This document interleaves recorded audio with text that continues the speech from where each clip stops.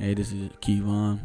I'm just really here to talk about my testimony, and it's more like a witness CD because it's witness to people to show them that God is there, even when they think God is not there. He's always there, and that God would never leave you.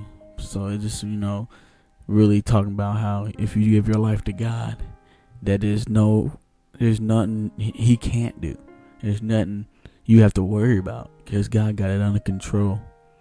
So I'm gonna start. When I was little, I had my dad wasn't in my life, so I did whatever I wanted to do growing up. Hanging around with the wrong people, smoking weed almost every day. I was a pothead of the school, and I didn't like it. People would call me that. People would know that I smoke. I come to school like that. I would go to track meets like that. I just didn't care though, because when you hang around those kind of people, you don't care. So, I kept doing that, hanging with the wrong people. I would hang with girls. I wouldn't do everything, but I would do some stuff with girls that I know I shouldn't.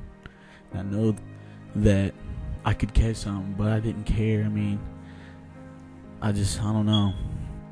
But, I knew God.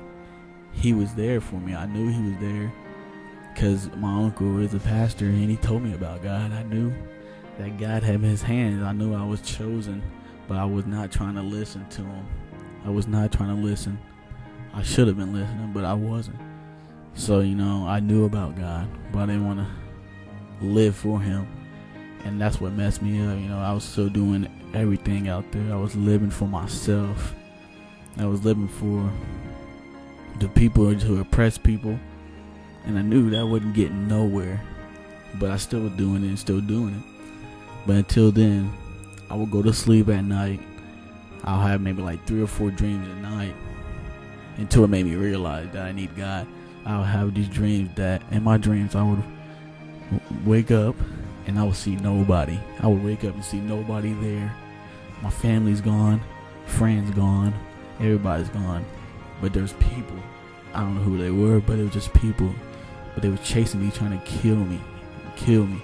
But I knew right there that I had to get right because it just showed me that God could have taken me out of this world anytime.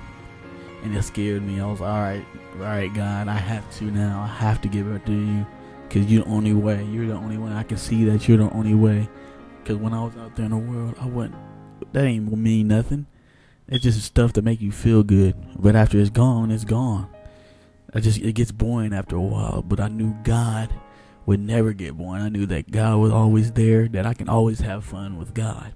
So I was like, finally gave my life to God. But I can't say that my life was good. I couldn't say that all the temptation was gone because there was a lot of temptations. Girls still throwing herself out at me. People still trying to make me smoke, drink, but I get that thought in my head that like God put in my head, but you ain't supposed to do that. So I wouldn't do it. I would listen to God. That's what I'll do now. I just listen to God, and I'm gonna tell you some other things. That God will still bless you. God would bless you even if you ain't living for God, but He would like for you to live for God, because He blessed me when I wasn't living for God. I'll tell you this: when I go to the barber shop, I went with Damar this one time, and I wouldn't even think about getting my hair cut because I didn't have no money. I don't have no money that much now, but I'm just saying I never had that much money, so I wasn't thinking about getting my hair cut. Then the barber was up there. He was like, "Hey, you want a free haircut?" I was like, I told him I ain't got no money. He was like, "It's all right." He was like, I didn't really want to do it because I thought it was a catch to it. But it wasn't. It was God blessing me. A barber would never give away a free haircut. That was God. And another one, I ain't got no money. And then all of a sudden, my grandpa blesses me with his car. I knew that was God. Because nobody's going to give away a free car. It had to be God moving on to do it. So I knew God was there for me. And He still is. So I'm just saying, you give your life to God, blessings will start to pour out to you. So I just pray, Lord, that you would get them to understand that you're the only way, God, that you're the only way to heaven. So I just pray that you will listen to this pass it out to people, and that it will bless you guys. Because it's not about me, it's all about Christ. I'm done now, but I want to show you this song. His name is Uncle Reese. He's a Christian singer. This song is really powerful, so I just pray that you will hear this song, and I pray that you'll like it. Thank you. Truly understand what people may say. They believe to think how we think is far from okay. But I believe it's never okay to abandon your dreams. And it just so happens that our dream is to lift up a holy king. See, this is my life, my choice, and I choose to lift up my hands. And please don't be alarmed if when the music comes on, I begin to dance and run across the room until I can barely catch my breath and fall on the floor because I gave it all and have nothing left. See, I'm gon' worship until I pass out.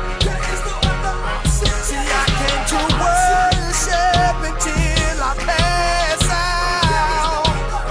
Cause we go hard in the paint, hard in the paint. We go hard in the paint, we worship. Hard in the paint, hard in the paint. We go hard in the paint, we worship. Hard in the paint, hard in the paint. We go hard in the paint, we worship. Hard in the paint, hard in the paint. We go hard in the paint, we worship. If you came here to laugh at somebody, you can go ahead and laugh at me.